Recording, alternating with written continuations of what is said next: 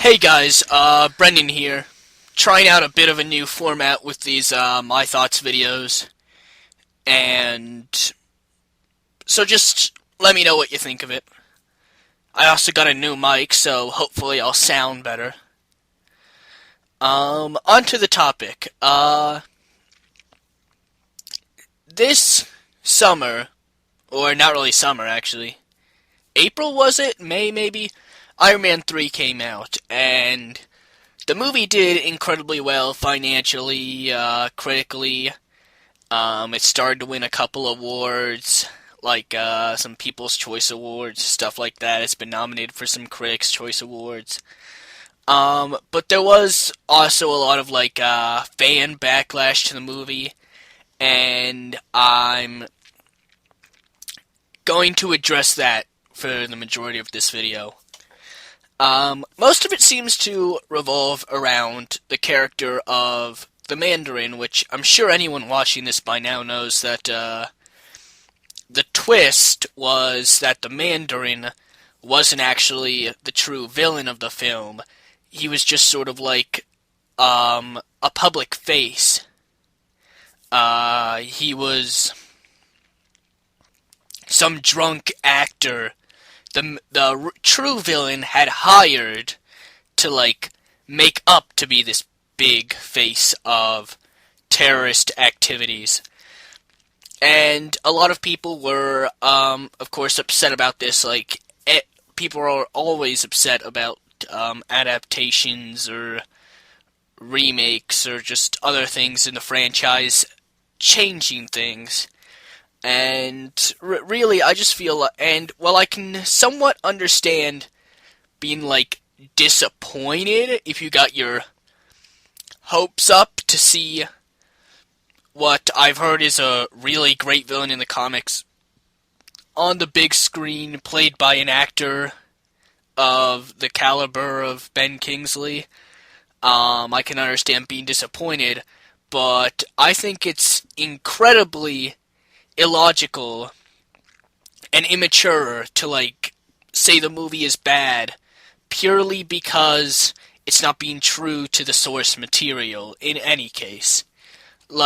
It's of course one thing if it's a big continuity error, if the Mandarin was in Iron Man 1 and we knew for sure he was nothing like this, then that's a different thing because that's a continuity issue. But this isn't because it's a different continuity from the comics. It's an adaptation.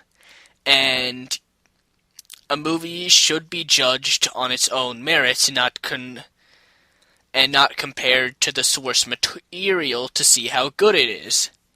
And again, the movie isn't flawless, so there's definitely things to complain about, but I think as a whole, the movie was really great. There was great action, there was great acting, there was some pretty funny parts, there was dramatic parts, there was some pretty good social commentary, and this sort of ties back into the Mandarin, about how the American public views terrorism. There was also some social commentary with, some of the henchmen, for lack of a better term, being veterans, and that social commentary on how veterans are treated after returning from, Iraq and Afghanistan. I heard the vice president in this movie was actually supposed to be somewhat of a knock at Cheney, but I really didn't look into that. And really, that's another thing I really like about this film. Other than just the twist that I love, I like how, in general, I feel like this is the best way that you should do symbolism or social commentary in any sort of superhero, action-esque, any sort of genre film, any sort of Star Trek, Star Wars, DC superhero, Marvel superhero, stuff like that. I think this is how you should handle it. That you don't have to know anything about the military-industrial complex or how veterans are treated or how the American public views terrorism to enjoy Iron Man 3, but it's there for those that want to look for it, if you want to look deeper into the film. It's definitely not something that you would use as a crutch to be like if there's like a bad movie and maybe people defend it saying, no, you just don't understand.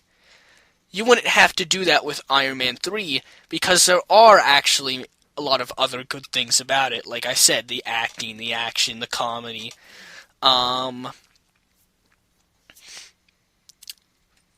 Before I wrap, this probably has gone in a bit longer than I thought it would, but just to wrap up, I didn't think the movie was perfect, as I said earlier.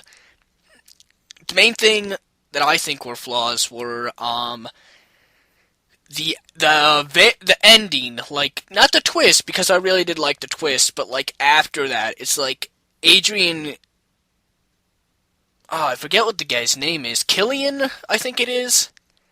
And a lot of people say that he's actually supposed to be the real adaptation of the Mandarin, but I don't read the comics, I don't know, I don't care. He's pretty bland, and we already knew that he was a villain, so it's not that much of a shock that he's the main villain. And the very end just feels like incredibly rushed and forced, and like they have magic, they have medical, the doctors quickly solve everything, like, oh, her extremis is cured. Oh, Tony has his heart thing out now, his reactor out of his chest. Because they couldn't do that in the past 2 films, or heck, the beginning of this one. And the random security guard of Tony's wakes up. Woo!